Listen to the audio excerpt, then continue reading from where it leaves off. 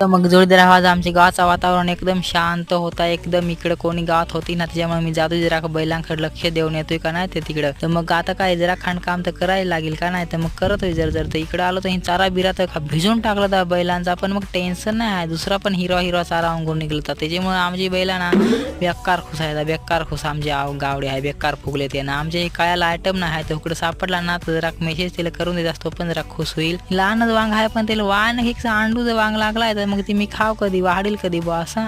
पण इकडे गवरची शिंगा पण होत्या, पण ते मला आवडून येतात. त्याचा व्हिडिओ मी लहानच काढतो. इकडे वाळकी चालली आहे, पण घेणे पळायला नको, त्यांना वाळका नाही लागलाय अजून. नेसाल तरी मी येतच राहतोय पका हगवीन तुम्हाला. इकडे कडबाय फिरून दिलाय बैलांसाठी, पण मग आता गवत उंगला त्याच्यामुळे त्याचा नाही एवढा टेन्शन आहे. आणि मग ना मी एक नवीन युट्यूब चॅनल खोलला, तर तुम्ही सबस्क्राईब करून द्या, लिंक बायोमध्ये आहे. बाकीचे करलं नाही तर लवकर करून द्या. आणि इकडे पाण्याचं वातावरण पक्का सावटा झालाय, तर मला घरी पळायला लागेल. एकदा पाणी आला का वहळ काय येत आहे, आणि वहळ आला का मग मला पोहता येत आहे, पण मग टेन्शन नको घेता.